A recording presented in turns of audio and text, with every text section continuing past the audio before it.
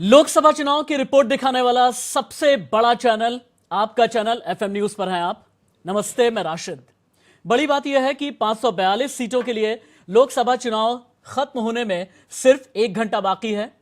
इस 1 घंटे में हम आपको यह बताएंगे कि असल में राफेल कितना चला, राष्ट्रवाद कितना चला, मोदी का चेहरा कितना चला, केदारनाथ और बद्रीनाथ अगर प्रधानमंत्री नरेंद्र मोदी पहुंचे तो उसका असर 7वें चरण में किस हद तक नजर आया। 8 राज्यों की 59 सीट की तो बात होगी, लेकिन अब सवाल बड़े कैनवास का है। जब हम बड़े कैनवास की बात करने के लिए जाएंगे तो यहां पर सवाल यह भी होगा कि प्रधानमंत्री नरेंद्र मोदी की लहर कितनी चली, उत्तर प्रदेश में योगी आदित्यनाथ की लहर कितनी चली, राहुल गांधी और प्रियंका गांधी किस तरह का कोई परिवर्तन कर पाए या फिर नहीं कर पाए, महागठबंधन ने क्या किया या फिर क्या नहीं किया, पश्चिम बंगाल में जिस तरह रक्त चरित्र राजनीति का नजर आया था, इस राजनीति के रक्त चरित्र ने क्या दिखाया, क्या बताया और क्या जताया है, यह सब कुछ और भी बहुत कुछ। लेकिन उससे पहले अभी की वो तस्वीर जो दिन भर की आपको खबर बताएगी, और खबर बताने के साथ साथ आपको यह भी हम बताएंगे और दिखाएंगे कि आज 7वें चरण के चुनाव में किस तरह से देश ने वोट डाला है, किस तरह से आपके प्रदेश ने वोट डाला है, उत्तर प्रदेश की सीटों का हाल भी हम आपको बताएंगे। मेरे दाईं तरफ की आप तस्वीर देख रहे हैं, बलिया की है, देवरिया की है, कुशीनगर की है, गोरखपुर की है। ये तस्वीरें ये बता रही हैं कि यहां पर कई जगह ऐसी भी रही जहां पर वोट का बहिष्कार किया गया है। वोट का बहिष्कार अलग अलग नाराजगी की वजह से किया गया है। किसी ने यह कहा कि किसानों को लेकर के कुछ भी नहीं किया गया, किसी ने यह कहा कि बिजली हमारे गांव तक तो पहुंची नहीं और इसीलिए हम वोट का बहिष्कार करेंगे।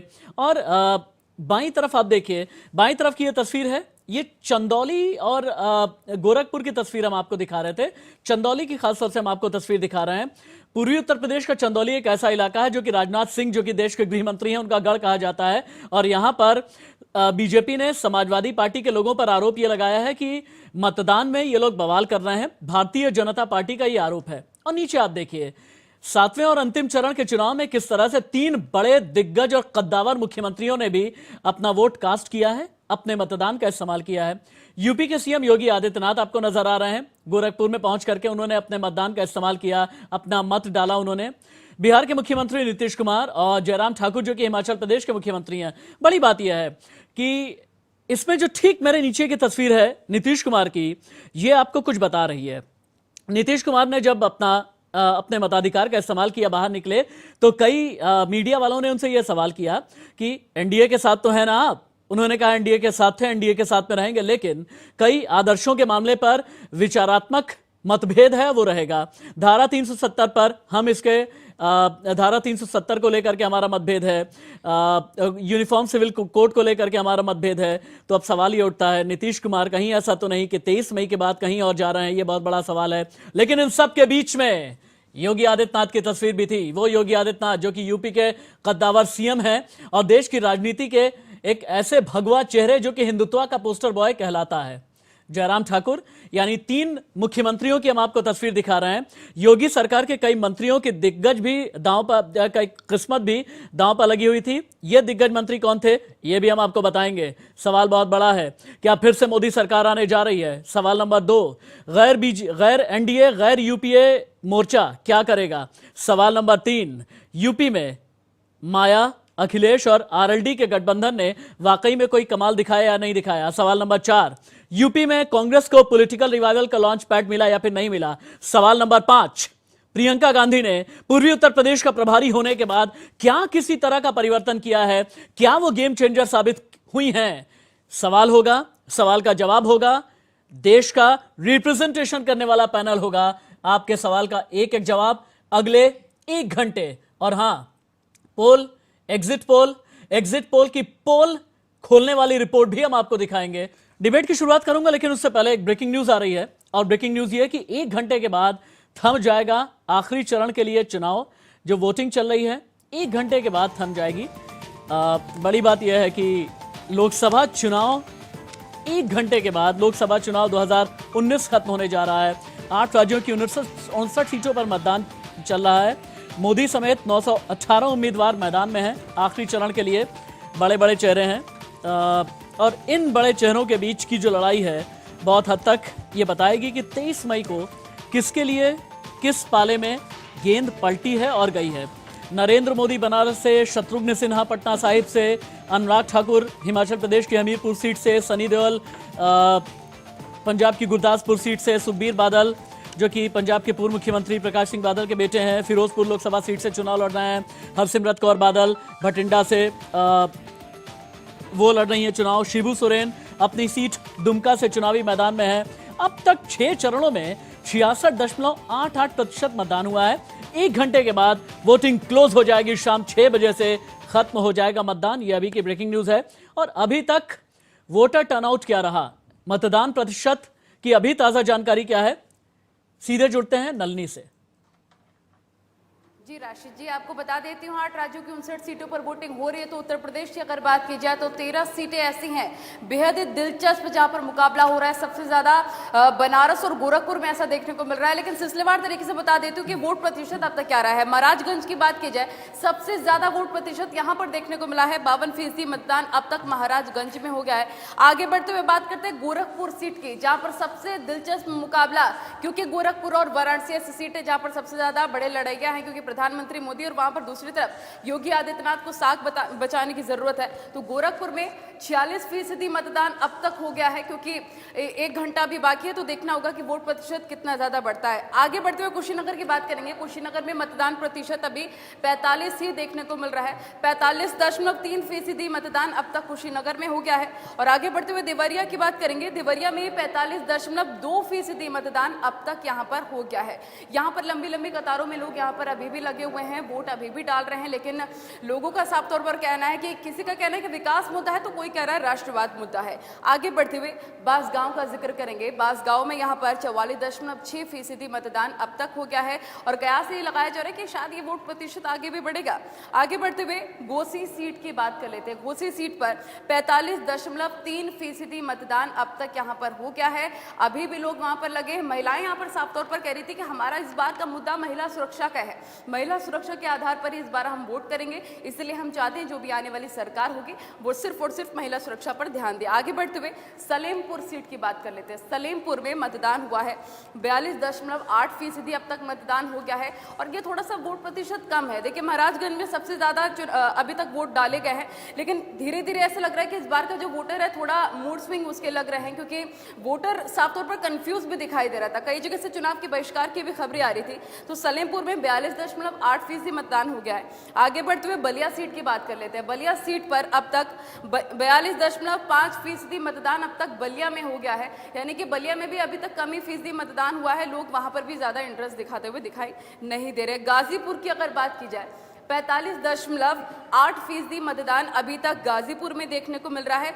लोगों का भी साफ तौर पर कहना था कि जो वादे किए थे बीजेपी ने वो पूरे हो नहीं पाए हैं, इसीलिए कहीं ना कहीं जनता भी कंफ्यूज चल रही है। आगे चलते हुए चंदौली ऐसी सीट, सुबह ऐसी खबरें आई थी राशिद जी यहाँ पर कि सपा और बीजेपी के कार्यकर्ता आपस में भिड़ रहे थे, बुरी तरीके से लड़ाई करते हुए यहाँ पर चंदौली में दिखाई दे रहे थे।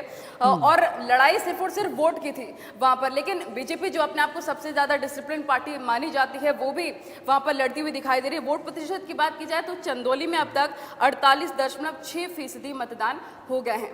आगे बढ़ते हुए वाराणसी सीट, सबसे दिलचस्प ये सीट है। जैसे गोरखपुर और वाराणसी, प्रधानमंत्री नरेंद्र मोदी यहाँ से चुनाव लड़ रहे हैं, तो लाजमी है कि मुकाबला काफी ज्यादा टक्कर का होगा। अजय राय दूसरी तरफ से हैं, और अजय राय जैसा कि कह रहे हैं कि हम यहीं के हैं, लोगों से जुड़े हुए हैं, प्रधानमंत्री बाहरी हैं, लोगों को ही तय करना है कि इस बार वो किस पर भरोसा करेंगे। लेकिन बीजेपी पूरी तरीके से आश्वस्त है। वाराणसी में अब तक 46.5% मतदान हो गए हैं। आगे बढ़ते हुए बात कर लेते हैं मिर्जापुर के। मिर्जापुर में भी काफी चर्चाएं देखने को मिली। मिर्जापुर सीट में भी लोग अभी भी वोट डाल रहे हैं। 1 घंटे में अभी वोटिंग थम जाएगी, लेकिन 50.3% मतदान मिर्जापुर में अभी देखने को मिल रहा है। अभी भी वोट डाल रहे हैं लोग, चाहे बुजुर्ग हो, चाहे महिला हो, चाहे युवा हो। क्योंकि अगर युवाओं की अगर हम बात कर रहे हैं तो फिर 1.5 करोड़ ऐसे मतदाता हैं जो कि फर्स्ट टाइम वोटर्स हैं। उनका मुद्दा सिर्फ और सिर्फ रोजगार का ही है। तो मिर्जापुर में 50.3%। ठीक है, बहुत ही इंटरेस्टिंग वे में मेरे सहयोगी नलनी आपको ये बताते हुए कि उत्तर प्रदेश में आखिरी चरण की जो वोटिंग हुई है, चंदौली से लेकर के बनारस तक, बनारस से लेकर के महाराजगंज तक, महाराजगंज से लेकर के गोरखपुर, यानी जो एक्सट्रीम पूर्वांचल की बेल्ट है, चाहे वो देवरिया की तरफ आप चले जाएं, जो एक्सट्रीम पूर्वांचल की बेल्ट है वहां से लेकर के वो इलाका जो कि विंध्य पर्वत का इलाका कहा जाता है, बनारस से लगा हुआ इलाका कहा जाता है, रॉबर्ट्सगंज की तरफ का इलाका कहा जाता है, मिर्जापुर की तरफ का इलाका कहा जाता है, और बहुत बार इस इलाके को यहां की प्राकृतिक संपदा के लिए सोनांचल भी कहा जाता है। लेकिन लोकसभा चुनाव के आखिरी दिन योगी आदित्यनाथ ये क्यों कहते हुए नजर आए कि भारतीय जनता पार्टी 300 से ज्यादा सीटें जीतने वाली है? नीतीश कुमार ने यह क्यों इशारा दे दिया कि 23 मई के बाद वो पाला भी बदल सकते हैं? रवि किशन ने यह क्यों कह दिया कि केदारनाथ और बद्रीनाथ का दर्शन करने के लिए प्रधानमंत्री पहुंचे हुए हैं और इसी वजह से मौसम बड़ा अच्छा हो गया, बड़ा अद्भुत हो गया है, और इसी वजह से गोरखपुर का मौसम अच्छा है और लोग बढ़ चढ़ करके वोटिंग में हिस्सा ले रहे हैं? पटना साहिब, जहां से दो कायस्थ दिग्गज चुनावी मैदान में हैं, रविशंकर प्रसाद, उन्होंने क्या कुछ कहा, इन सभी दिग्गजों को सुनिए, उसके बाद डिबेट को मैं ओपन करूंगा। पूरे देश के अंदर देखा है कि जब पूरा चुनाव प्रधानमंत्री मोदी जी के इर्द गिर्द ही टिका रहा, कौन बंदर क्या कर दिया, क्या एक शव लेकर के आ वो गया। हमने उसी समय कहा कि भाई अच्छा है, भले ही हम अपना नाम यहाँ कर लें, रहते तो यही है। चुनाव के नतीजे, चुनाव के परिणाम पूरे देश को पता है। 23 मई को सिर्फ औपचारिक घोषणा होनी है। एनडीए गठबंधन की पूर्ण बहुमत की सरकार फिर से बनने जा रही है।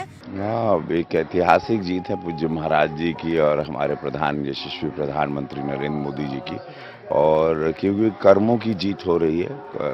हमारे पूज्य महाराज जी ने गोरखपुर में इनकी कथनी करने में अंतर नहीं रहा, और हमारे प्रधानमंत्री जी ने जो कहा वो किया, पूरा देश जानता।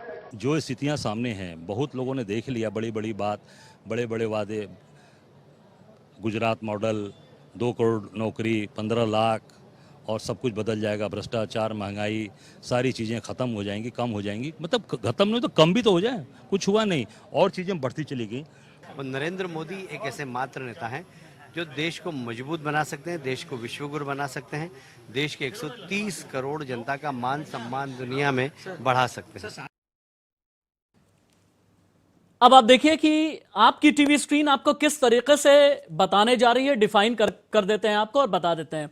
मेरे ठीक बाईं तरफ ये देखिए, एक चीज मैं कह देना चाहूंगा, इस पूरे चुनाव में मेरी पूरी टीम, वो चाहे आउटपुट के मेंबर्स हो, चाहे इनपुट के हमारे सहयोगी हो, चाहे हमारी टेक्निकल टीम हो, वीडियो एडिटर्स हो, ग्राफिक्स डिपार्टमेंट, एडमिन डिपार्टमेंट, मेरे एंकर सहयोगी, इन सभी ने बहुत मेहनत की है और आप तक सब्सटैंशियल रिपोर्ट पहुंचाने के लिए हमने दिन रात एक की हुई है। देखिए मेरे दाईं तरफ की तस्वीर आप देखिए, उत्तर प्रदेश में आज 13 सीटें अंतिम चरण में कौन कौन सी दांव पर लगी हुई हैं, इसकी रिपोर्ट हम आपको दिखा रहे हैं। ये बहुत ही दिलचस्प और इंटरेस्टिंग और आसान नजरिए से आपको हम दिखाने की कोशिश कर रहे हैं। 2014 के नतीजे अलग अलग राज्यों में क्या थे ये भी हम आपको बता रहे हैं, क्योंकि अब से लगभग सवा घंटे के बाद जब एग्जिट पोल आपकी टीवी स्क्रीन पर आएगा, 6:31 पर जब पहला एग्जिट पोल का नतीजा आपकी टीवी स्क्रीन पर आपका चैनल दिखाएगा, तो आप ये समझ पाएंगे कि कौन सी पार्टी आगे है, कौन सी पार्टी पीछे है। चलिए अब मैं अपना राजधर्म निभा लेता हूं। आप जानते हैं कि मैं और मेरी सहयोगी रचना हर रोज रात 8 बजे आपके सामने शो लेकर के आते हैं राजधर्म। मेरा आज का पहला राजधर्म होगा कि मैं इंट्रोड्यूस करूं डिबेट को और साथ ही इनसे यह पूछूं कि अब जबकि लोकसभा चुनाव खत्म होने में महज 45 मिनट बाकी है, तो ऐसे में अब इनके दावे क्या हैं, दावे कितने पुख्ता हैं, दावा करते हुए इनकी जबान कितनी कॉन्फिडेंट है, इनकी जबान कितनी बल खाती है, कितनी लर्जा करती है, यह सब कुछ और भी बहुत कुछ। Let's open the debate.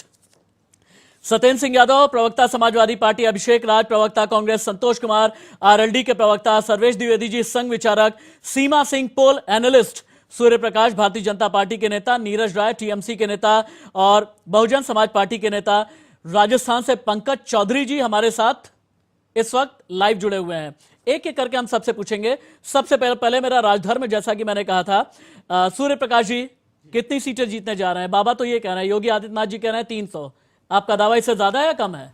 हम इतना कहना चाहेंगे कि 300 plus seat Bharatiya Janata party अपने बलबूते पे लेके आएगी और अच्छा। उसके अलावा हमारे सहयोगी दल भी बहुत अच्छा करने जा रहे हैं।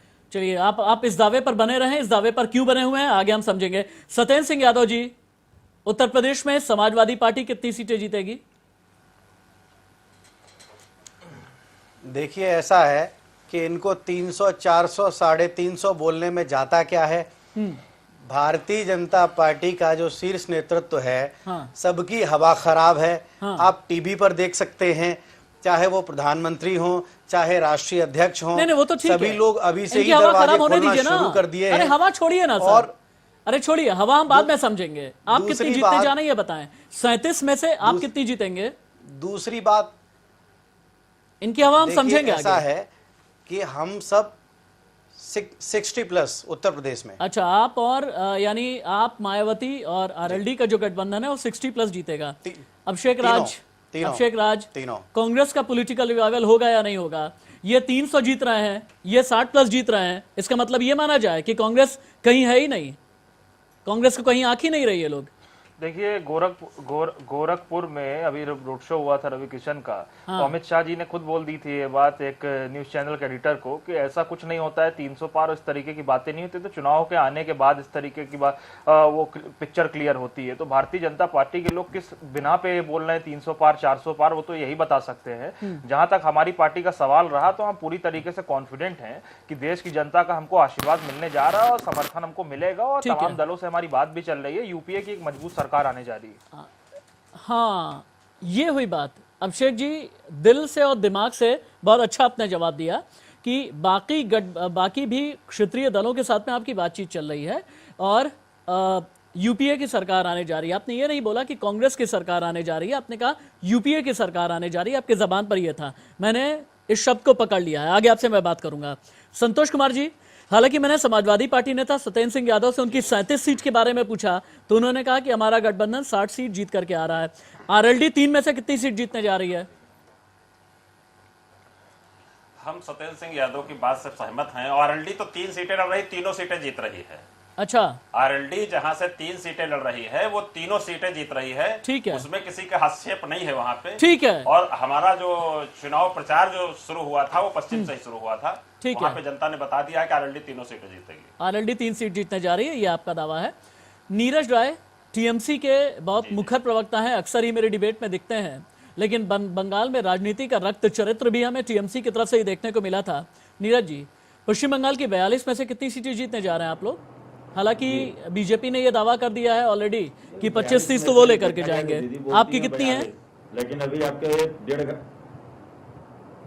जी हमारी 40 आएगी सीटें, वो अभी आप लोगों के आ जाएगा, एग्जिट पोल में भी निकल के आ जाएगा। 38 तो आ रहा था, 40 से 42 हमारी सीट रहेगी वहां पे।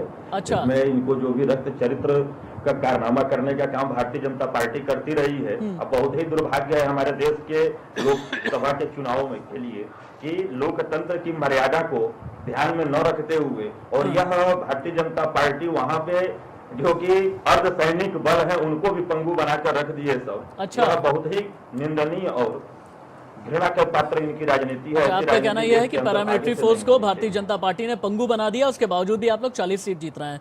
बहुजन समाज पार्टी के नेता पंकज चौधरी भी हमारे साथ में है। पंकज जी, मायावती का जादू चलेगा क्या? मायावती ने कहा असली पिछड़ा कौन, नकली पिछड़ा कौन। मायावती ने कहा कि प्रधानमंत्री नरेंद्र मोदी ने शराब की संख्या दी है महागठबंधन को, यही शराब जवाब भी देगी। कितनी सीटें जीतने जा रहे हैं 38 में से? पिछली बार 0 थे आप लोग। देखिए, मैं तो इतना ही बताऊंगा, कहना चाहूंगा, जो देश का माहौल है और जो नया जो एक निकल के आ रहा है सारी बातें, उसमें महागठबंधन की सरकार बनने वाली है और ये सरकार बहुत मजबूती से बनेगी, इसमें कोई दो राय नहीं। अरे महाराज, क्या बात कर रहे हैं पंकज जी? महागठबंधन की सरकार बनने वाली है, न जाने प्रधानमंत्री पद का ख्वाब देखने वाले कितने लोग हैं। आप कहते हैं कि महागठबंधन की सरकार बनने जा रही है, आप फिर कहेंगे कि मायावती पीएम बनेंगी। मेरा अगला सवाल ये होगा, फिर ममता बनर्जी का क्या होगा, फिर चंद्रबाबू नायडू का क्या होगा, फिर शरद यादव का क्या होगा, फिर शरद पवार का क्या होगा, दक्षिण भारत के जो बड़े बड़े कल्ट फिगर्स होते हैं उनका क्या होगा, ये भी मेरा सवाल होगा। खैर, संघ क्या सोचता है, सर्वेश जी क्या सोचते हैं? सर्वेश जी, आरएसएस की एक इंटरनल प्लानिंग होती है, इंटरनल स्ट्रैटेजी होती है, इंटरनल ऑब्जर्वेशन भी हुआ करता है संघ का।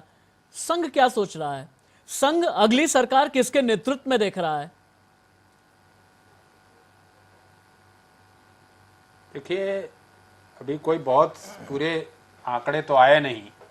जिन कार्यकर्ताओं ने कार्य किया है उनके अनुसार ऐसा लगता है कि सरकार का पुनर्आगमन होगा, एनडीए का। अच्छा, आप कहते हैं कि सरकार का पुनरागमन होगा, लेकिन मायावती को यह लगता है कि अंतिम चरण में संघ ने नरेंद्र मोदी का साथ छोड़ दिया। उनका यह कहना है कि मोदी की नैया डूब रही है और इसी वजह से संघ ने उनका साथ छोड़ दिया। देखिए बहन जी कुछ भी कह सकती हैं, हाँ, उनको स्वतंत्रता है कहने की, और संघ के बारे में राजनेता अक्सर कुछ न कुछ कहते ही रहते हैं। कभी नकारात्मक कहेंगे, कभी सकारात्मक कहेंगे, कुछ कहेंगे, उसका उनका अपना है, ठीक है। लेकिन संघ के कार्यकर्ता जो कार्य करते हैं वह चुनाव में देश के हित में, राष्ट्र की नीति को लेकर के, और जो अच्छे से अच्छा हो सकता है उसको सरसंघ चालक जी ने कहा ही कि नोटा नहीं चाहिए, हाँ, अच्छे से अच्छे को चुनिए, और अगर खराब भी हैं तो उसमें से ये चुनिए कि कम से कम खराब कौन है उसको वोट दीजिए। तो वोट डलवाने का काम संघ के कार्यकर्ता करते हैं, और अपने विवेक पर है। जिस वोटर ने वोट दिया है, मुझे लगता है कि पॉजिटिव होगा। अच्छा, अपने सहयोगियों से मैं ये चाहूंगा कि एक बार आम आदमी पार्टी के नेता अंतुल कोहली भी आ गए हैं, उन्हें भी स्क्रीन पर किसी तरह से आप रखें ताकि मैं उनसे भी सवाल करूं। अंतुल कोहली जो कि आम आदमी पार्टी के नेता, अंतुल बिल्कुल आखिरी चरण में जाकर के सरेंडर क्यों कर दिया? अरविंद केजरीवाल को क्यों लगने लगा कि अंत में मुसलमान जो हैं कांग्रेस के साथ में हो गए? देखिए अरविंद जी ने हार क्यों मान ली? नहीं, उन्होंने हार नहीं मानी, उन्होंने एक अपना, वो एक सच्चा इंसान है और अच्छा, वो सच्चा क्रांतिकारी इंसान है। नेता है, और उन्होंने जो बात कही है उसमें भी कुछ मतलब है, आप समझे उसको। उन्होंने क्या मतलब है? वेट एंड वॉच की बात कही है, ये नहीं कहा कि मुसलमानों ने सारी वोट कांग्रेस को दे दी। उन्होंने ये कहा कि 48 घंटे, हाँ, 48 घंटे का उन्होंने बोला कि 48 घंटे पहले नजारा कुछ था, लेकिन 48 घंटे के मैं बाद ये क्यों ना मान लो कि आप सांप्रदायिक हैं? हाँ, मैं क्यों ना मान लो कि आप सांप्रदायिक हैं? सांप्रदायिक की मैं बात ये क्यों नहीं ना है। मान लो नहीं, कि आप ये भी लोगों ने सोचिए ना कि वोटर को उसके धर्म और अलावा- जाति के चश्मे से देखा। उसके अलावा भी जो मैं ये अरविंद क्यों ना मान केजरीवाल- लो कि आप भी सीजन पॉलिटिशियन हो गए? नहीं, पॉलिटिशियन की बात नहीं हो, अगर हो गए अगर seasoned पॉलिटिशियन होते politician। तो शायद ये बात कहते भी ना, हाँ। क्योंकि 6 महीने में विधानसभा भी है। ठीक है, ठीक है, ठीक है, ठीक है, ठीक है, ठीक है। पोल एनालिस्ट सीमा सिंह भी हमारे साथ में जुड़ी हैं। सीमा, सभी के दावे आपने देख लिए, अब की बार 300 के पार, अब की बार हमारी सरकार, अब की बार गठबंधन की सरकार, अब की बार माया सरकार, अब की बार मोदी सरकार, ये अगर चाहेंगे अंतुल कोहली तो कहेंगे अब की बार केजरीवाल सरकार। लेकिन आपका अपना एनालिसिस क्या कहता है? अभी तक आपका एनालिसिस क्या कहता है, ये बताइएगा। और चला क्या है? देखिए, हिंदुस्तान की राजनीति में भारतीय होने के नाते और पुरवैया यूपी होने के नाते देसी भाषा में पूछूंगा, क्या चला? राष्ट्रवाद चला क्या? राफेल चला क्या? बेरोजगारी चली क्या? चौकीदार चला क्या? चाय वाला चला क्या? गांधी के नाम पर रक्त चरित्र चला क्या? क्या चला? राम मंदिर चला क्या? क्या चला क्या है?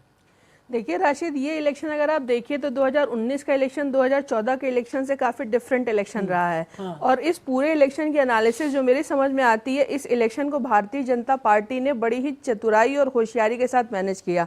अगर आप इस इलेक्शन में मुद्दों को देखेंगे तो मुद्दों को देखने में एक चीज आप ये देखिए कि पूरे इलेक्शन में मोदी के काउंटर में अपोजिशन कोई चेहरा खड़ा नहीं कर पाया। और अभी भी आप अगर आप देखिए तो चंद्रबाबू नायडू अलग अलग जाकर के पॉलिटिकल पार्टी से मिलकर के सबको एक मंच पे लाने की कोशिश कर रहे हैं। और अभी कुछ दिन पहले ही ममता और मायावती दोनों ने बोल दिया कि हम इस गठबंधन में या तो पीएम की पोजीशन लेंगे या हम इस 23 तारीख की मीटिंग में नहीं आ रहे हैं। एक बहुत बड़ा जो मुझे लगता है कि इस इलेक्शन का मुद्दा क्या था, अगर आप इस इलेक्शन को मुद्दे को देखिए तो किसी भी इलेक्शन का जो एजेंडा होता है वो अपोजिशन सेट करता है। लेकिन अपोजिशन इस इलेक्शन में ना तो महंगाई तो कहीं मुद्दा थी ही नहीं, बेरोजगारी या सरकार की असफलता भी कहीं मुद्दा नहीं बना। अच्छा। अपोजिशन ने अल्टीमेटली राष्ट्रवाद पे ला करके, जिस तरीके से बालाकोट पे, जिस तरीके से उरी स्ट्राइक पे लेकर के सवाल उठाए गए थे, अंत में कहीं ना कहीं मोदी जी ने उसको राष्ट्रवाद पे ला करके फोकस किया। और एक लंबे समय तक, क्योंकि इलेक्शन काफी लंबा रहा है, ये इलेक्शन काफी हद तक राष्ट्रवाद के नाम पे लड़ा गया। अच्छा सीमा, एक बात ही बता दीजिए, कि अंतिम चरण के 24 घंटे में जो कि ध्यान हुआ, जो साधना हुई, वो 990 रुपए वाली गुफा है। हालांकि पता नहीं कितने लोग जानते हैं या फिर नहीं जानते हैं, जिस गुफा में मोदी जी बैठे हुए हैं, एयर कंडीशन गुफा है, जाकर के पता कर लीजिएगा, हमारी टीम ने हमें बताया है, एयर कंडीशन गुफा है। कोई भी जाकर के उससे बुक करा सकता है। इससे पहले एकमात्र शख्स ने, जो कि महाराष्ट्र से आते हैं, उनका नाम है जय शाह, उन्होंने 3 दिन के लिए गुफा बुक भी कराई थी। एक दिन का 990 रुपए देना होता है। यहाँ पर खाना पीना सब कुछ मिलता है। प्रधानमंत्री यहाँ पर बैठे हुए थे, चारों तरफ से सीसीटीवी कैमरे लगे हुए थे। खैर, ये एक जानकारी है, मुझे लगा कि शायद बांट लेना चाहिए, शायद किसी के काम आ जाए इस खबर के साथ में। सीमा, ये बताइए, ध्यान के जरिए, संतत्व के जरिए, केदारनाथ के जरिए भी अंतिम चरण कुछ प्रभावित हुआ है क्या? देखिए, इस बात से तो इनकार नहीं किया सकता कि कम से कम कुछ हलकों में तो इसका जैसे उत्तरांचल पे इसका असर पड़ सकता है। और मोदी का अगर आप देखिए तो मोदी मैजिक कभी भी कहीं ना कहीं अपने 2014 का जो इन्होंने अपना ऑरा क्रिएट किया था उसको काफी हद तक रिटेन कर गए हैं। अच्छा। अगर आप मॉडल कोड ऑफ कंडक्ट के वायलेशन को देखिए तो ओपनली कहीं पे ये कोड ऑफ कंडक्ट का वायलेशन नहीं है। इस समय तक आज आप देखिए पूरा टाइम मोदी जी ट्रेंड करते रहे हैं। और दूसरी बात ये कि लास्ट इलेक्शन के फेज तक आते आते जो महागठबंधन की रस्साकसी शुरू हुई है। सीमा क्या है ना, मोदी जी फ्रेम बड़ा अच्छा देते हैं। मोदी जी को ये पता है कि टीवी का फ्रेम क्या होता है, मोदी जी को ये पता है कि खबर का फ्रेम क्या होता है, मोदी जी को ये पता है कि प्राइम टाइम का फ्रेम क्या होता है।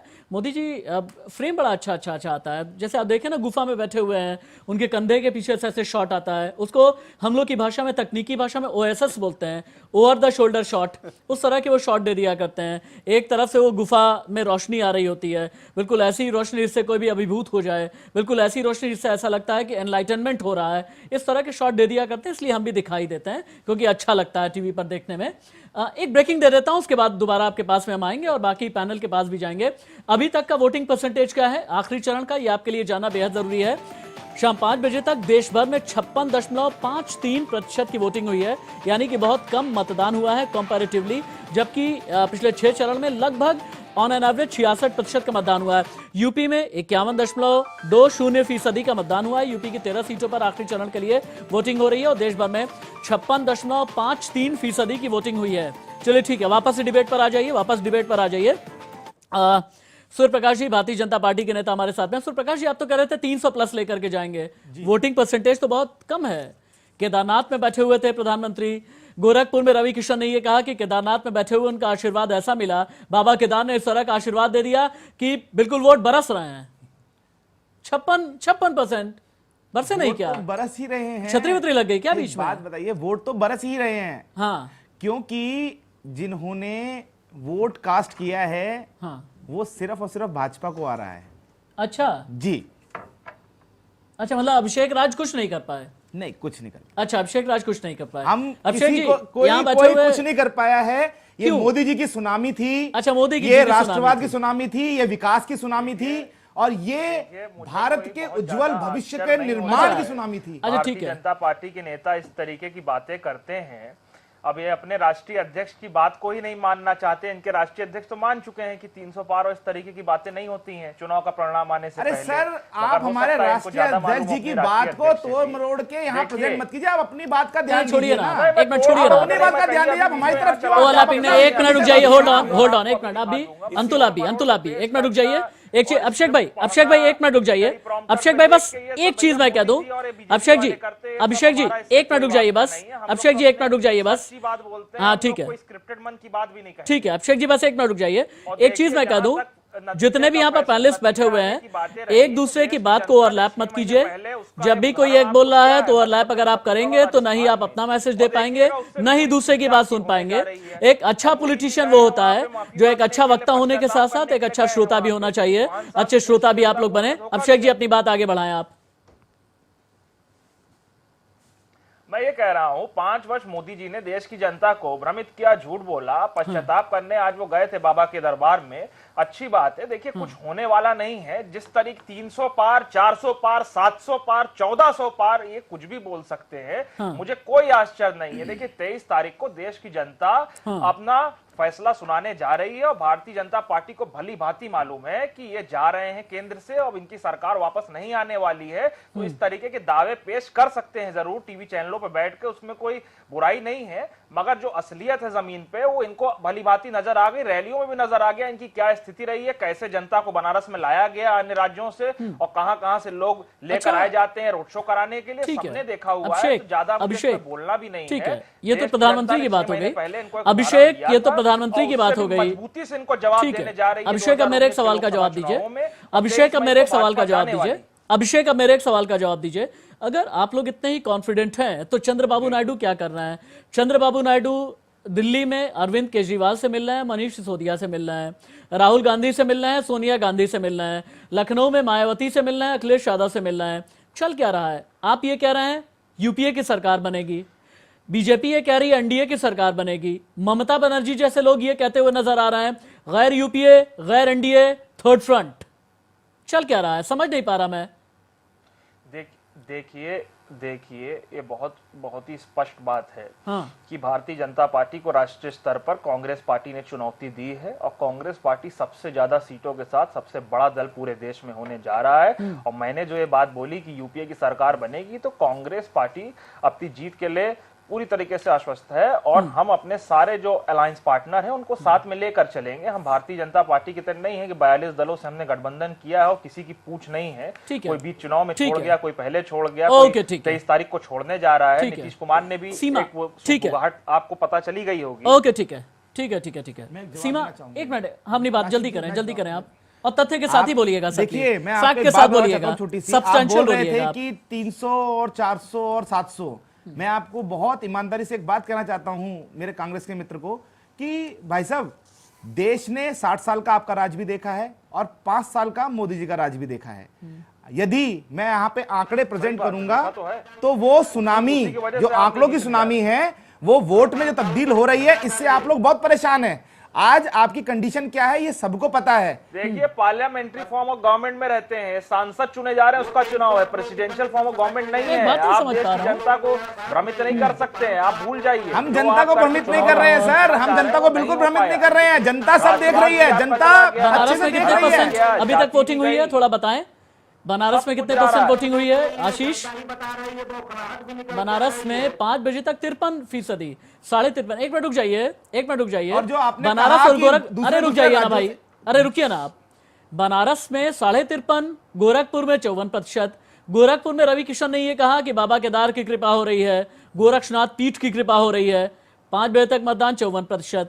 बनारस में प्रधानमंत्री नरेंद्र मोदी ने यह कहा था कि इस बार रिकॉर्ड बनना चाहिए, बनारस इस बार रिकॉर्ड बनाएगा, बनारस जीत का रिकॉर्ड बनाएगा, बनारस जो है वोटिंग का रिकॉर्ड बनाएगा।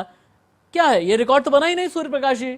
जब कहां गया रिकॉर्ड? पूरे फाइनल आंकड़े आएंगे तो आपको अच्छा, तब रिकॉर्ड बन जाएगा, रिकॉर्ड बनेगा। ठीक है, तब रिकॉर्ड लाइनें लगी हुई है मतदाता बूथों पे। और दूसरी बात में, अच्छा हाँ, दूसरी बात मैं बताना चाहता हूं कि जो आप लोग गठबंधन की राजनीति की तरफ प्रेरित कर रहे हैं देश को, देश ने मन बनाया था, देश ने मन बनाया एनडीए क्या है कि भारतीय एनडीए क्या है? एनडीए गठबंधन नहीं है क्या? जनता पार्टी आप तानाशाही बात कर रहे हैं। ना ना ना ना ना नो नो नो नहीं, बिल्कुल नहीं, नहीं नहीं नहीं, चिल्लाइए मत, चीखिए मत, नहीं नहीं नहीं, तानाशाहों की तरफ बात मत कीजिए, रुक जाइए, अरे रुक जाइए ना भाई। सूर्य प्रकाश जी नहीं, सूर्य प्रकाश जी नहीं, सूर्य प्रकाश जी नहीं। तय किया है कि देश ने भारतीय जनता पार्टी को पूर्ण, चलिए ठीक है, रुक जाइए, चलिए ठीक है, रुक जाइए आप। सीमा, एक मिनट रुकिए सर, एक न्यूट्रल जर्नलिस्ट को भी सुनिए ना, हर किसी को बोलने का मौका मिलेगा। मैं डिबेट बढ़ा भी दूंगा, लेकिन एक न्यूट्रल जर्नलिस्ट को भी सुनिए आप। सीमा, एक बात ये बताइएगा, अभी तक का जो एक 52 से लेकर के अभी तक का मैं ट्रेंड देखता हूं, या यूं कहें कि 90 के दशक में जो एक गठबंधन की राजनीति की शुरुआत हुई, तब से लेकर के अभी तक का मैं ट्रेंड देखता हूं, तो 5 राज्य जो होते हैं वो गेम चेंजर का काम करते हैं। 5 राज्य में अगर आपने बाजी मार ली तो समझ लीजिए पूरे देश में आपने बाजी मार ली। 5 राज्य हैं, यूपी, महाराष्ट्र, पश्चिम बंगाल, बिहार और तमिलनाडु। यूपी की 80, महाराष्ट्र की 48, पश्चिम बंगाल की 42, बिहार की 40, तमिलनाडु की 39 सीटें। क्या इन 5 जगहों पर कांग्रेस का कोई पॉलिटिकल रिवाइवल हुआ है वाकई में? देखिए, कांग्रेस का बहुत तगड़ा पॉलिटिकल रिवाइवल हो रहा है ऐसा मुझे पर्सनली तो दिखाई नहीं दे रहा, क्योंकि कई सारे स्टेट्स में कांग्रेस मुकाबले में सीधे सीधे बाहर है।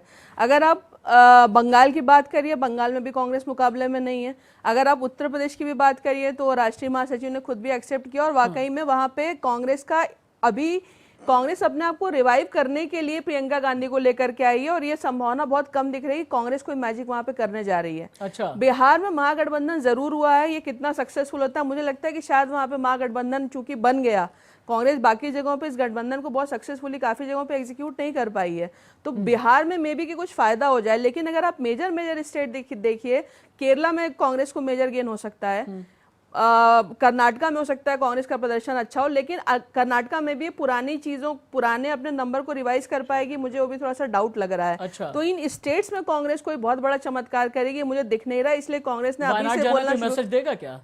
वायनाड जाकर के राहुल गांधी ने खुद एक काफी बड़ा मैसेज दे दिया है अपने आप, जिस मेरे ख्याल से पूरे हिंदुस्तान की सबसे सुरक्षित सीट उनके लिए चुनी गई। अपने लखनऊ स्टूडियो चलते हैं, सत्येंद्र सिंह यादव कुछ कहना चाहते थे।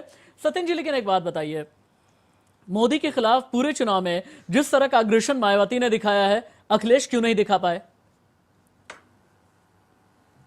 आप कैसी बात कर रहे हैं? आपने माननीय अखिलेश यादव जी के भाषण आपने सुने हैं, आप सभी, आपको सारी रैलियां पता हैं, जितना बड़ा प्रदर्शन महागठबंधन को लेकर उत्तर प्रदेश में माननीय अखिलेश यादव ने जो नेतृत्व किया है, आज जो महागठबंधन बना है और उत्तर प्रदेश में जो हम सबसे बड़े रिप्रेजेंटेटिव के रूप में हम जो प्रस्तुत हो रहे हैं, और ये पूरे देश में बिना इस महागठबंधन के ना तो कोई प्रधानमंत्री बन सकता है, ना कोई सरकार बना सकता है। जो हम चाहेंगे वही सरकार होगी, जो हम चाहेंगे वही लेकिन प्रधानमंत्री मोदी योगी तो ये कह रहे हैं कि 23 मई के बाद आप दोनों फिर से अलग हो जाएंगे, आप दोनों एक दूसरे को पानी पी पी करके कोसेंगे, आप दोनों एक दूसरे पर तंज कसेंगे। ये मोदी जी और योगी जी कह रहे हैं।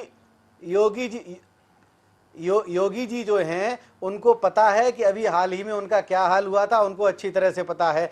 और मोदी जी जो हैं, आप उनका चेहरा देख सकते हैं। अच्छा, प्रेस कॉन्फ्रेंस में आप उनका चेहरा देख सकते हैं। नहीं, उसके बाद मोदी जी का तो फिर भी चेहरा ठीक है। राष्ट्रीय अध्यक्ष भाजपा के राष्ट्रीय अध्यक्ष भाजपा के अभी से ही कह रहे हैं कि हमारे दरवाजे खुले हैं। अगर आप ढीले नहीं पड़ रहे हैं, अगर आपको अपनी हकीकत सामने नहीं दिख रही है, तो आप अभी से दरवाजे क्यों खोल रहे हैं? अच्छा, ठीक है। 400 500 वाला आंकड़ा कहां गया? हाँ, ठीक है। कुछ भी सर्वेश जी शायद एक बेहतर ओपिनियन, अंतुल आ रहा हूं आपके पास। सर्वेश जी शायद एक बेहतर ओपिनियन फॉर्म कर सकते हैं। सर्वेश जी, दो चीजें मैं पूछना चाहूंगा। हालांकि सूर्य प्रकाश जी से भी मेरा आगे ये सवाल होगा, 5 साल में अपनी पहली प्रेस कॉन्फ्रेंस में अगर प्रधानमंत्री इस तरह से खामोश रहे, जितने भी उनसे सवाल किए गए, 18 तो बड़े क्रूशियल से सवाल थे, इन 18 सवालों पर बिल्कुल यूं बाईं तरफ देखने लगे। सीधे देखना चाहिए था, जवाब देना चाहिए था, बाईं तरफ देखने लगे। ऐसा क्यों हुआ? सवाल नंबर 1। और सवाल नंबर 2, राम के नाम पर क्या संघ बीजेपी से नाराज है या नाराज रहा?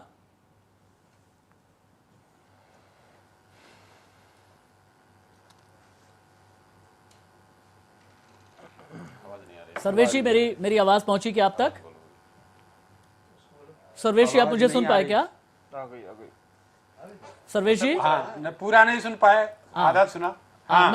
मैं ये पूछना आपसे चाह रहा था, क्या राम मंदिर के नाम पर संघ की कोई नाराजगी है क्या? क्योंकि हमने ये देखा था कि नवंबर दिसंबर में जिस तरह का अग्रेशन राम मंदिर आंदोलन के नाम पर दिखाया जा रहा था, भैया जी जोशी की तरफ से, मोहन भागवत की तरफ से, आनुषांगिक संगठन विश्व हिंदू परिषद की तरफ से, लेकिन बाद में एक तरह से बेनिफिट ऑफ डाउट भी दे दिया गया, वक्त भी दे दिया गया। मेरा सवाल यह है कि राम मंदिर को लेकर के क्या बीजेपी सरकार से कोई नाराजगी संघ की है?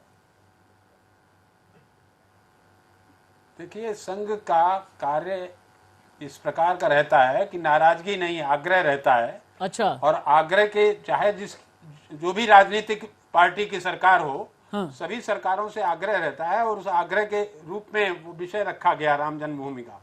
और उसमें भी जब सरकार ने सर्वोच्च न्यायालय में प्रार्थना पत्र दिया कि जो जमीन विवादित नहीं है उसे वापस कर दिया जाए, तो लगा कि सरकार का प्रयास पॉजिटिव है और इसलिए कोई नाराजगी का प्रश्न नहीं है। ओके, ठीक है।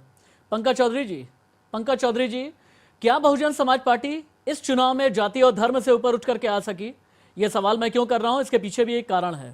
कारण यह है कि जब अपनी पहली मेगा रैली आप लोगों ने की तो मुसलमान के नाम पर अपील कर दी मायावती ने। उसके बाद असली पिछड़ा, नकली पिछड़ा, एक नया राग छेड़ दिया मायावती ने। पिछड़ा पिछड़ा पिछड़ा, यही राग छेड़ती रही मायावती। क्या यह माना जाए कि जाति और धर्म से आप लोग ऊपर उठ नहीं पाए इस चुनाव में?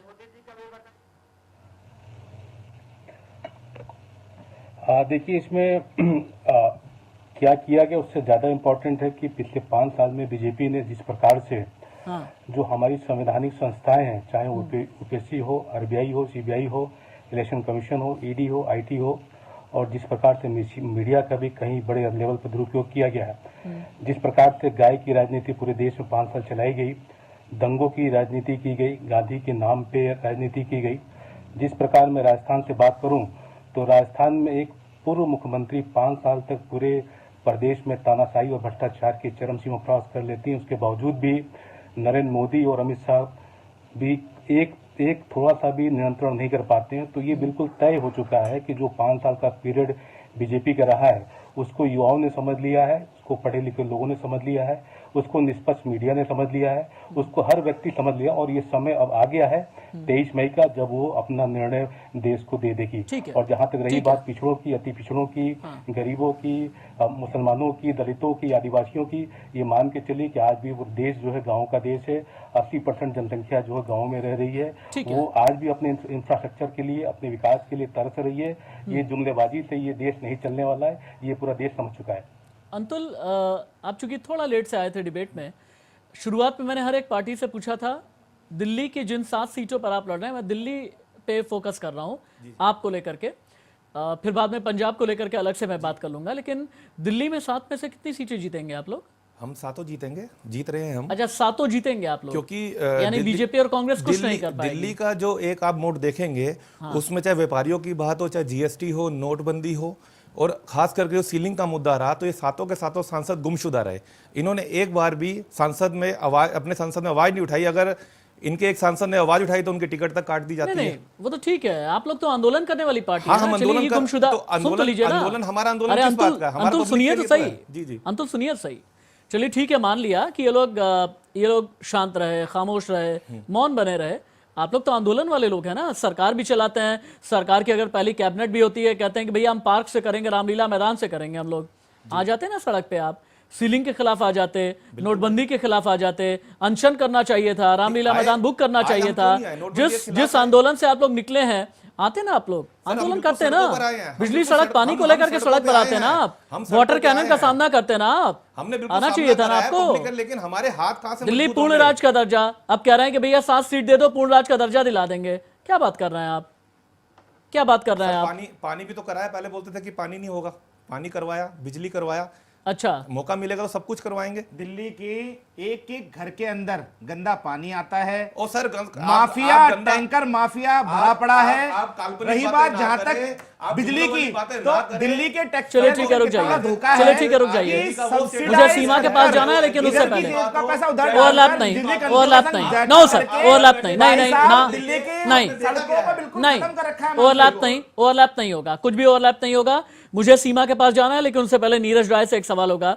नीरज राय, एक मिनट, 5 साल का इनका रिकॉर्ड है, चाहे वो गोरखपुर का भी रिजल्ट इनको पता चल गया है, पंजाब का भी पता चल गया, लोकसभा में बाकी तीनों स्टेट में ओके ठीक है, जो हमारे प्रधानमंत्री जी मोड़ रहे हैं, उसका मेन हालात ठीक है, आदमी पार्टी के ये है कि उनके मुख्यमंत्री जी अरे महाराज रुकिए सही, आप उनको बार-बार स्टेटमेंट देना पड़ रहा है। अरे अराजक मत होइए, अराजक मत होइए ना, राजनीतिक शुचिता को बरकरार रखिए, राजनीति में आदर्श को बरकरार रखिए।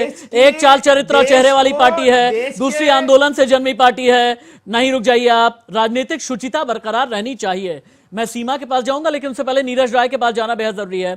नीरज जी मेरा सवाल सुनिए, नीरज जी मेरा सवाल सुनिए। मेरा सवाल यह है, टीएमसी जब 3.5 दशक का पश्चिम बंगाल में लेफ्ट का राज था, उस वक्त टीएमसी ने एक नारा दिया था, ममता बनर्जी ने नारा दिया था, मां माटी मानुष के साथ में एक बड़ा खास नारा था, स्लोगन रेस किया था उन्होंने, मुझे बहुत अच्छे से याद है। ममता बनर्जी कहती थी, हाथे बॉम्ब मुखेर प्रेम, एयर नाम सीपी एम। अब वही काम ममता बनर्जी ने भी किया। राजनीति के रक्त चरित्र से जीतना चाहते हैं क्या आप लोग? राजनीति के रक्त चरित्र से जीतना चाहते हैं क्या आप लोग? ईश्वर चंद्र विद्यासागर की मूर्ति तोड़ करके जीतना चाहते हैं क्या आप लोग?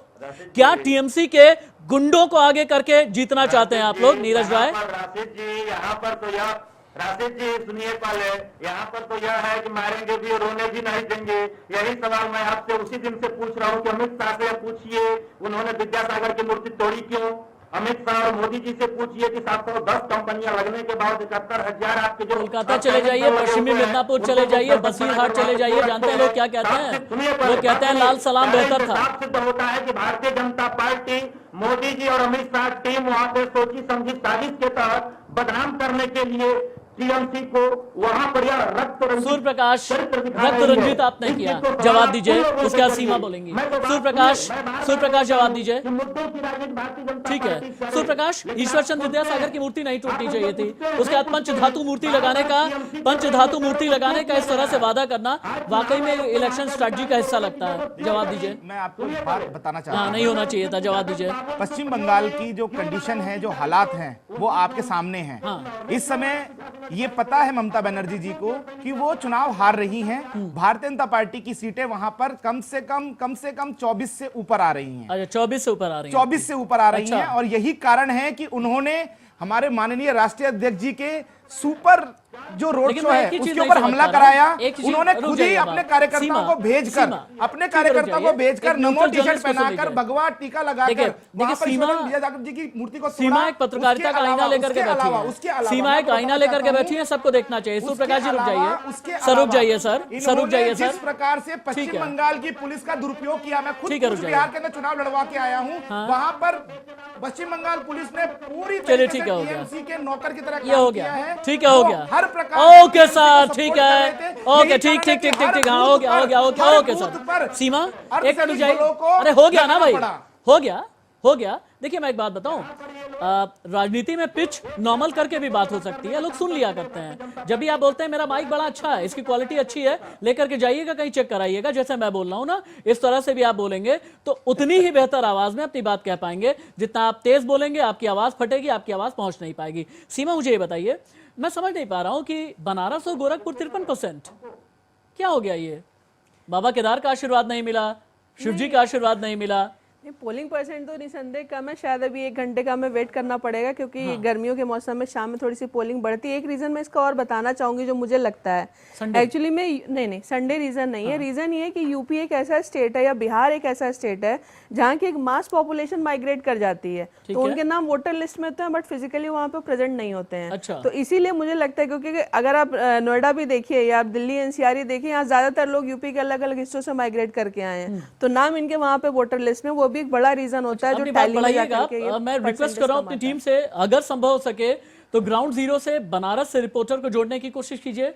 संभव हो सके तो जहां जहां से भी, चाहे वो रॉबर्ट्सगंज का इलाका हो, मिर्जापुर वाला इलाका हो, घोसी का इलाका हो, जहां जहां से भी आप रिपोर्टर को जोड़ सकें। हाँ बोले सीमा बोलिए। हाँ, तो मेरा मतलब यही था, लेकिन ये इस इलेक्शन में बहुत जरूरी है, बीजेपी के लिए स्पेशली बहुत ज्यादा जरूरी है कि पोलिंग ज्यादा हो। अच्छा, ये जरूरी है। क्या हो गया सूर्यप्रकाश जी, क्या हो गया ये? अभी फाइनल आंकड़ा आने दे दिए ना, आप देखिएगा कि आपको वोटिंग परसेंटेज अच्छा दिखाई देगा। मेरे हिसाब से पिछले साल 2014 के आसपास जाकर अभिषेक जी, पूर्वी उत्तर प्रदेश की प्रभारी बनाई गई प्रियंका गांधी, लेकिन पूर्वांचल में उस तरह का जलवा देखने को क्यों नहीं मिल रहा? एक होता है ना कि पॉलिटिकल प्रेजेंस एक चीज होती है, वो पॉलिटिकल प्रेजेंस अंडर करंट के जरिए आप महसूस कर पाते हैं कि हाँ कोई पॉलिटिकल प्रेजेंस है। बहुत बार ये कहा जाता है कि एक शख्सियत आती है और होकर के अगर एक शख्सियत चली भी जाए ना, तो वहां के पूरे इलाके का एजेंडा सेट हो जाया करता है। मैं खुद जौनपुर का रहने वाला हूं, पूर्वांचल का रहने वाला हूं। जौनपुर चले जाएं, बनारस चले जाइए, आजमगढ़ चले जाइए, घोसी चले जाइए, बलिया, देवरिया, जो मुख्तलिफ इलाके हैं ये पूर्वांचल वाले, यहां पर उस तरह की पॉलिटिकल प्रेजेंस प्रियंका गांधी की देखने को क्यों नहीं मिली? हालांकि उनका पॉलिटिकल ऑरा बहुत अच्छा है, ये भी मैं कहूंगा। देखिए, प्रियंका जी ने पूर्वांचल में जहां जहां प्रचार किया है, जिस तरीके से जनता का उनके प्रति लगाव है और जो जुड़ाव हुआ है, ये चुनाव के परिणाम आने के बाद पता चलेगा। एक अंडर करंट है भारतीय जनता पार्टी के खिलाफ, वो बहुत आसानी से दिखने वाला अभी नहीं है। 23 मई को जिस दिन परिणाम आएंगे, आप देखिएगा पूर्वांचल की बहुत तमाम सीटें हैं, कांग्रेस पार्टी वहां बीजेपी को टक्कर दे रही है और हम कई सीटें वहां जीतने जा रहे हैं। और जहां देखिए कई पूर्वांचल की ऐसी सीटें हैं जहां वोटिंग हुई है, जहां 60% पार हुआ है वोटिंग परसेंटेज, या 55% पार हुआ है, कांग्रेस के वहां प्रत्याशी हैं, उनको पूरी तरीके से जनता का समर्थन मिल रहा है, चाहे वो मिर्जापुर की सीट हो, चाहे महाराजगंज की सीट हो। ऐसी बहुत सीटें हैं जहां कांग्रेस पार्टी बीजेपी को हराने जा रही है, चुनाव हम जीतेंगे। 2014 के पहले ये लोग 10 सीट पे थे। भारतीय जनता पार्टी ये बात बार बार भूल जाती है, कोई भारतीय जनता पार्टी हमेशा 70 सीटें यूपी में नहीं जीत रही थी। तो भारतीय जनता पार्टी को बात समझनी चाहिए कि जनता को जिस तरीके से मूर्ख बनाने का काम इन्होंने किया है, प्रत्याशी क्यों बदलने की जरूरत इनको पड़ गई? अगर इनके लोगों ने इतना काम किया था, आज ये 300 की बात करते हैं और जो रैली में राष्ट्रवाद की बात करते हैं, धर्म जाति की बात करते हैं। अगर आपने 5 वर्ष काम किया था, प्रचार ही क्यों आपने फिर किया? आपको तो ऐसे 300 पार करा देती जनता अगर आपने काम किया था। आप तो बाई इलेक्शन जो हुए 27 वो भी हार गए, 22 बाई इलेक्शन उसमें से 2014 से जो हुए। इस तरीके की बातें नहीं करनी चाहिए और ये कोई बता भी नहीं सकता, खुदा नहीं बता दे कितनी सीटें आ जाएंगी। मगर जनता का जो समर्थन मिल रहा है कांग्रेस पार्टी को, भारतीय जनता पार्टी के खिलाफ जो एक अंडर करंट है, जो उनके खिलाफ गुस्सा और रोष है, उस पर जनता में देखने को मिल रहा है। जरूर उन्होंने वहां जनता को भड़काने की कोशिश करी है, जो मुख्य मुद्दे नहीं उनसे भड़काने की कोशिश करी है। जनता भली भांति समझ आ रही है। कई पार्टियों से नेता भी तोड़ फोड़ के लाए थे, इस तरीके का सीमा से बहुत संक्षेप में एक चीज पूछना चाहता हूँ मैं। मुझे सर्वेश जी के पास जाना है, लेकिन उससे पहले सीमा से एक बात पूछना चाहता हूँ। ओके सर, ठीक है, ओके सर, ठीक है। हाँ, रोजगार की समस्या थी, हम लोगों ने आए, हमने किया, 5 साल के अंदर हमने नहीं, रोजगार की दर तो बढ़ गई, रोजगार की दर तो बढ़ गई, रोजगार तो दर बढ़ गई। सीमा, ओके ठीक है, हो गया सर, ओके ठीक है। टीआरपी, मैं टीआरपी के लिए डिबेट करता ही नहीं, मैं टीआरपी के लिए डिबेट करता ही नहीं। आप चिल्लाते रहिए, चीखते रहिए, मैंने रुक जाइए आप। नो सर, ओके ठीक है, हो गया। चाल चरित्र चेहरा, चाल चरित्र चेहरे में भाषा पर भी संयम हम बरतेंगे। जो पिच होगी, मैंने बताया ना, जो भी माइक मैंने उपलब्ध कराया, मेरी तकनीकी टीम ने आप लोगों को उपलब्ध कराया, बड़ी अच्छी आवाज जाती है, बड़ी सुंदर आवाज जाती है, बड़ी सौम्य आवाज जाती है। एक बार आराम से भी बोल करके देखें। सीमा, मुझे एक बात ये समझाइए, बार बार एक शब्द आया करता वोट कटवा, वोट कटवा। क्या होता है ये वोट कटवा? मैं आज तक 2 ही चीजें नहीं समझ पाया हूं राजनीति में, एक वोट कटवा, दूसरा बाहुबली। मुझे समझ ही नहीं आता ये क्या होता है, क्या होता है, समझाइए। कैसे छुरी से लेकर के काट देते हैं क्या वोट? कैसे काटते हैं? देखिए, किसने काटा? यूपी में अच्छा कौन बना वोट कटवा? थोड़ा बताइए वो मुझे। तो कांग्रेस ने खुद ही स्वीकार कर लिया, उनकी महासचिव ने, कि वो वोट कटवा पार्टी है। तो ये कांग्रेस सबसे पुरानी एक पॉलिटिकल पार्टी रही है, इसमें कोई शक नहीं है। कांग्रेस का भी एक जनाधार रहा है, काफी उसका एक स्ट्रॉन्ग कैडर रहा है। लेकिन हमें नहीं भूलना चाहिए कि यूपी में राजनीति में पिछले कई दशकों से कांग्रेस बाहर है। यहाँ पे प्रियंका गांधी को जो लाने का राजनीति में मेन मकसद था, वो सोते हुए या उदासीन कैडर को रिवाइव करना भी था।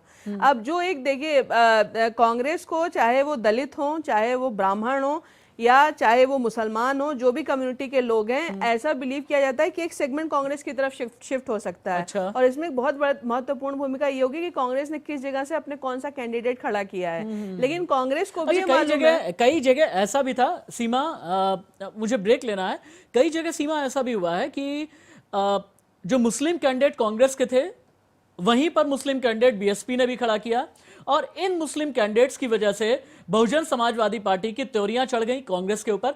यहां पर जो मुस्लिम कैंडिडेट रहा है, वो किस तरफ मुस्लिम वोट बैंक को किस तरफ शिफ्ट करने में कामयाब रहा? थोड़ा अगर आपके एनालिसिस नहीं राशिद, मुझे एक जो बहुत ये जो महागठबंधन, एक तो पहली बात ये कि इलेक्शन के टाइम तक महागठबंधन बना नहीं। दूसरा, मुझे जो एक बहुत महत्वपूर्ण बात लगती है कि इनमें आपस में ही विश्वास की कमी है। ये महागठबंधन की बात तो करें कि हम सेंटर में एक साथ आ जाएंगे, पर अगर आप इलेक्शन देखिए तो सपा बसपा को कांग्रेस पे विश्वास नहीं, ये आपस में एक दूसरे से फाइट करे। जैसे अभी आपने बताया कि इन्होंने किस तरीके से एक ही रिलीजन के लोगों को एक दूसरे के खिलाफ खड़ा किया।